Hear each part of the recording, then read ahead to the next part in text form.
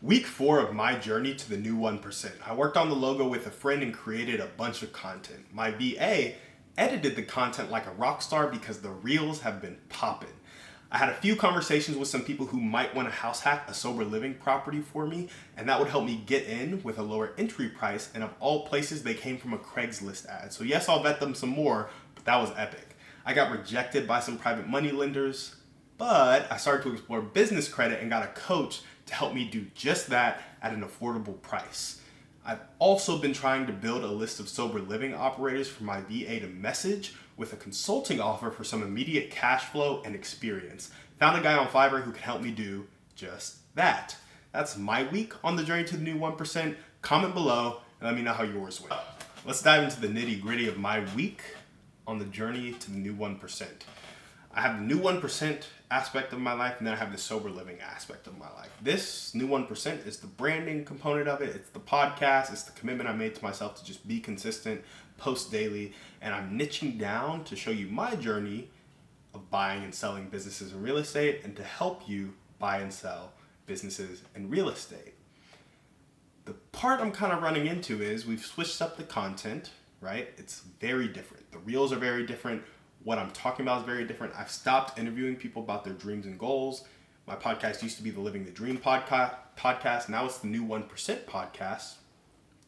And I'm looking to advertise it, make it known. That's what Hormozy says is the literal definition for advertising. And the issue I'm really running into is I've niched down a little bit more. It's not just anybody's dreams and goals. It is specifically for people who want to buy and sell businesses.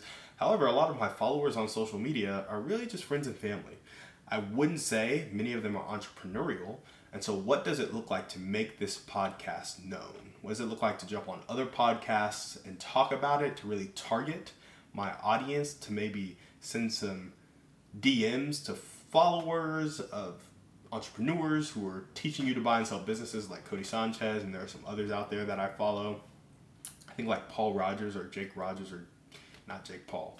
I think it's like Jake Rogers or Paul Rogers or something like that. But these are the questions that are going through my head. How can I make my podcast known? Because I feel like when I get that core 100 or core 1,000 audience of like, hey, these people want to buy and sell businesses. They want to create an impact in life and they want to do it in a big way. I'll start to get feedback about my content and I can make the shifts necessary to attract more of that audience. But right now I feel like I'm doing it in a vacuum where I don't have a lot of feedback. And to be frank, my reels have gotten more engagement than they were before. So that's good feedback on the reel structure, the eye-catching, the attention-grabbing stuff that we're doing. But I really want to start building that community. And it's because I need to build the back end to get people into, which is where those courses kind of come into play. Over the next week or two, I'll be trying to outline those courses. And I've been saying that for a couple weeks now. But if I'm being honest, cash flow is first on my mind, which is the sober living side of my life. And then it's the content branding side of my life. So the courses have kind of taken a little bit of a backdrop and I'll work on them hopefully a little bit this week. I have some stuff in my head. I've worked on courses like this before, so I'll create those outlines. But when I'm thinking about making it known, I'm thinking, how can I target the specific person who wants to buy and sell businesses, make an impact for humanity at the base level of humanity? Is probably a little bit younger, in that 20 to 30 range, so they can kind of work with their friends and family to do the community investing. So they're younger, they're entrepreneurial, they want to make an impact, and they're not already uber successful. Like, I don't want people who have 7-figure businesses and are 22. I really want people who probably make somewhere in the vicinity of 70,000 to 150, 200,000 per year and have that entrepreneurial impact itch. Because that's the person who's prime time for community investing. And they also have the skills and the discipline to get a job like that, which means they probably have the skills and the discipline to go be an entrepreneur, or at least the ability to develop it. How can I hit that target person with an offer they like and make my podcast known to them so then I can collect feedback to iterate on? And so some of the questions I've been asking myself is, what would make this podcast more shareable? Why I've had one reel be sent to other people, maybe 2 or 3 reels, but what would make my podcast more shareable? How can I get audience eyeballs on my podcast and on my social media? Do I have the wrong audience? Am I not niched enough? Instead of younger people who want to buy and sell businesses and are making 70 to 200,000 a year and are impact focused, would it be better if I picked sales professionals that want to buy and sell businesses and are between 24 and 32? Like, would that be a better audience? Would niching down more be the key to getting more of my target audience? Or is it a time thing? I've switched up the reels. This is week 4, right? So this is the 4th week of me having switched up the reels, and they do perform better. I do need to post them on my story more. There are a lot of little tweaks I can make there. These are just some thoughts. I like having a measurable action that I can control that is building my audience. And in my head, creating content isn't that, but maybe it's because I'm not good enough at creating content. So these are the things that I'm thinking about when I'm kind of growing the new 1%. How can I advertise it and make it known? Does that mean niching down more? Or how can I reach more of my target audience? How can I get more of my target audience to share this with their friends? And then should there be additional action to posting content to my friends and family who aren't interested? And so I say that because, again, I'm posting content to friends and family who aren't interested. So how do I get around people who are interested? How do I get the content in front of them? That looks like maybe boosting it at $5 a day, putting some advertisements on some Instagram pages, or shooting DMs to people who are, following Cody Sanchez or, Derek Fay, other mergers and acquisitions people, other business people, even Alex Hormozy. If I shot out DMs to them and did 1,000 a day, 2,000 a day, how many people would be like, yeah, I'll check out that podcast for this freebie, and the freebie be a course on community investing, right? How many people would do that?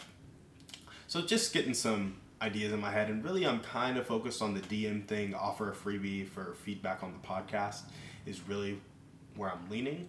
But getting that started takes resources, time, and energy. And to be honest, I don't think this is going to bring the cash flow as quickly as sober living.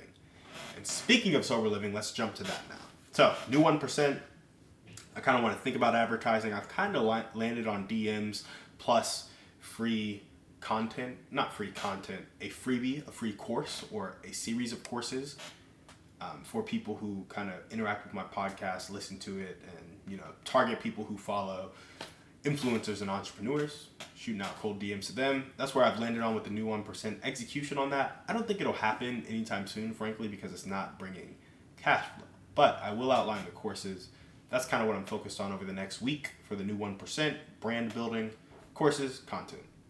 Once I have that, I'll start maybe thinking of a structure of how can I start DMing people. But to be honest, until the cash flow is coming in, I'm not doing it. The cash flow comes from sober living.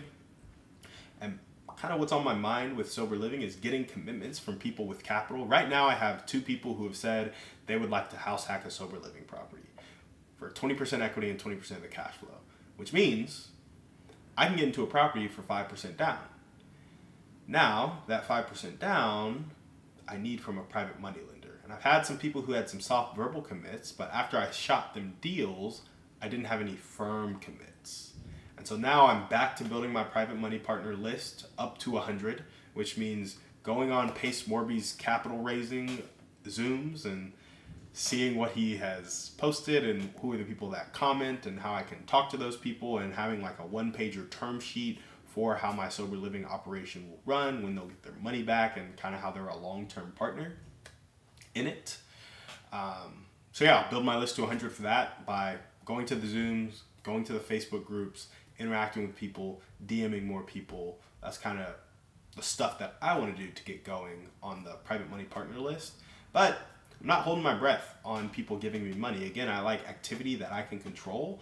And so recently, like I said in the beginning of this podcast, we have reoriented towards building business credit as well. Not really reoriented because we're still doing the personal side of things, but we're setting ourselves up so that in 6 months, 12 months, we have $150,000 in business credit and can go buy the property ourselves. To buy a quadplex in the Austin area around $900,000, you're going to need around $120,000, $130,000. So if I can get my business credit to $100,000, $150,000, I can buy that and feel fairly confident that I can run it for 6 months with no income whatsoever. And it does not take 6 months to scale up to the tenants you need in sober living. And so I'm really excited about this business credit stuff. And what that looks like is getting your business presentable to a bank and knowing who to go to for financing and what levers to pull to get your financing. So Yeah, I'm trying to get commitments from people with capital, but I'm not holding my breath on people coming in with capital. I'll still be trying to work that list and build that list because honestly, relationships is how you scale. But it takes time to build relationships. So in the meantime, I will also be building business credit, and whichever one comes through first is the one I will use to acquire my first property. And business credit shouldn't take longer than 6 months. It really shouldn't. Not if I get focused on it and start using Credit Suite, which is the coach/mentorship program that I paid for. It's like $500 a month. The people in my LLC together, we spend $800 a month on building the business. And so now, instead of $800 a month going towards leads for real estate that we can't close on, it's going toward business credit, so we have the funding to close. I would say that's the biggest update on the financial side with Sober Living, and the fact that we have some partners and the Craigslist ad worked. Maybe we try some Facebook ads as well, but we just get a list of people who are like, yeah, I'll go be a house manager in a Sober Living property, and just a list of contacts so that I can pull the trigger when I need to. The other part of Sober Living is the consulting side. I recently talked with a dude on Fiverr, on Saturday, October 14th, before I started recording this. That's when I recorded this. It's coming out tomorrow. But I talked to a dude on Fiverr. They can scrape Google Maps with search terms of like Sober Living Austin, Sober Living Dallas, Sober Living, etc. And they'll get a list of homes for me. And through them getting that list of homes, I'll have my VA reach out with an offer that is a consulting offer that will help operators double their profit and cut relapse rate by 20%. And this will happen by helping them with their offer and helping them with their product delivery and some of their marketing. And I'll probably take 10% of the revenue to start for the first 3 to 5 people, 15 to 20% of the revenue to start for the next 3 to 5 people. And that's really so I can pay my virtual assistant more and so I can get some more hands on deck to maybe shoot some DMs out to people for the new 1% and some private money lenders and whatever needs to be done. It's really just the new 1% stuff. I want to put some money behind the brand. I want to put some money behind, scaling that consulting business and really just pushing the brand out and getting the course going and getting the email list going. And of course, buying more Sober Living properties. So the most ideal thing is to use that cash flow to get business credit, to buy Sober Living properties, to use that cash flow to then push the brand, which will help me kind of build my network, build my expertise to get more Sober Living properties, more brand recognition, to be able to help more people. So that's what this is all about. First and foremost is cash flow, which means use the cash flow from the consulting gig to A, pay my VA more, and B, acquire more Sober Living properties. And then of course use the cash flow from the Sober Living properties to push the new 1%, which will help me raise more money for Sober Living, but also help me buy other businesses with other people who are joining the new 1%. So that's really what I'm doing on the Sober Living side of things. The consulting looks like helping them with their offer, which is really like, hey, how can we get these people right in their health, their wealth, and their relationships? And it looks like some mindset stuff. It looks like helping them with some bookkeeping and accounting stuff. It looks like helping them people place their tenants in jobs, people who are in the recovery process into jobs that work well for them. It really looks like increasing income, introducing the community investing concept so that people can grow together. And if in a year, 12 tenants get into an LLC who are all in the recovery process, they put $1,000 a month in each because they have that discretionary income because we got them a job. Now it's 12 people, $12,000 a month into an LLC. At the end of that 12 months, they have $144,000.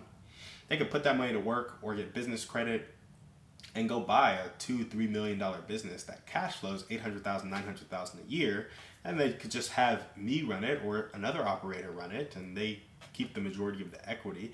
And now that $1,000 a month that they put away for 12 months together produced, $300,000 a year in profit for them. Divided by 12, let's just go 360 divided by 12. They're each getting $3,000 a year. I'm pretty sure. $30,000 a month, $30,000 a year about $3,000 a month, $2,500 a month, somewhere around there. They're making multiple thousands of dollars per month. Sorry, I was doing quick math right there. $360,000 in cash flow from a business they buy because they leverage some business credit. They put the 144 in, and then they go buy a business for $288,000 down, which is probably going to be about a $2.8 million business. It probably does somewhere around $900,000 in cash flow, $800,000 in cash flow. Let's say $360,000 of that is cash flow that comes to their pocket. You divide that by 12, that is $30,000. I think that's $2,500 a month. So they took $1,000 a month over 12 years, over 12 months, and turned it into $2,500 a month for the rest of their life. If the business stays stagnant, if it grows, then they get more money. And so that's the type of stuff that community investing can do. You get 12 friends, $1,000 a month, put an operator in place, and it's like boom, bada bing. You're making cash flow. So those are my ideas, helping them with health through working out together, helping them with wealth through community investing and budgeting, and then helping them with relationships through the community and the sober living property, helping them with their social skills, helping them get out into the community and engage in sober activities and sober volunteering. And then, just running it, building a community that doesn't stop when you leave the sober living home. It's like, hey, we are now invest together. They can join the new 1% if they're people who want to go out and impact. So that's what we got for you guys today on the show. Thank you so much for watching. We will see you on the next one. And remember, we are a community of people, judged not by our wealth, but by our impact.